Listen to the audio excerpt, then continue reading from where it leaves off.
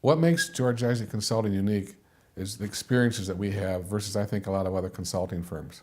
Personally, I've been CEO of a third-generation family business. I've been on several boards of first, second, third-generation family businesses. I've been a professional management consultant, actually a partner at Deloitte Consulting in Chicago, and I've been a private equity investor. And what's relevant about all those different careers, and each one of those I've done over 10 years in each one of those categories, is that you learn different skills and you have a different perception and different viewpoints by working in these different areas. For example, a CEO. CEO is going to be concerned about earnings, right? Public company, earnings per share, private company, bottom line earnings. Not a real heavy focus on capital, return on capital. I want to drive my earnings. The private equity guys, they're all about return on invested capital.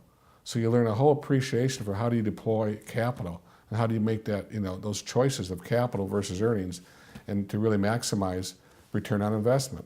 That's not always the case with CEOs. And that's one of the areas that boards can really help out on. The third area is management consulting. My professional management consulting experience taught me skills you would never learn, as a CEO.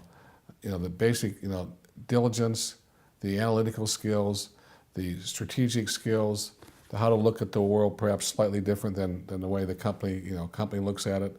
Those skills are very important and very helpful when you combine with kind of your operating experience and your private equity experience to bring, I think, a unique perspective to businesses. And I would like to think that the extra experiences and breadth of experiences that we have brings additional value to our clients. I've found that most of the breakthroughs that we have in terms of operational improvement programs or even strategy quite often come outside of the industry.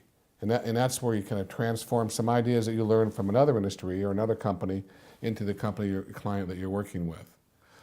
People will say, well, we have industry best practices. I will say, you probably have industry paradigms. And those are limiting. And to really do a breakthrough, you need to get away from those paradigms and learn from others. But as a CEO, you're wrapped up in the day-to-day. And it's sometimes hard to step back. So, these skills are very transportable skills. When we get involved with a business, implementation is forefront. We design our work plans from day one with an implementation focus. A couple of things we do. We certainly start with top management and try to understand their perspective and the issues that they think need to be addressed. But then we work our way right down to the bottom of the organization, so we're real hands-on, so we understand the perspective of the people that are really doing the work. If it's the shop floor, we're down talking to the machine operators, because they are doing it 8 hours a day, and they're going to teach us things that probably management may or may not be aware of. So it's a real hands-on experience.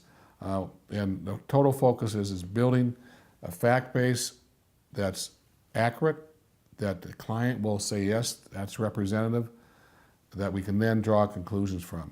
So if we do our job and ask the right questions, and thereby define the right types of analyses that need to get done, and we do an accurate job of data collection, or the client typically does, and they buy off on the data, and we have the analysis, the answers kind of pop out. By the time we're done with our project, we have an implementable package. And I think, from our experience with consulting and with operating experience and investing experience, our recommendations are very pragmatic, they're typically strategic and operational in focus, but they're very, very implementable.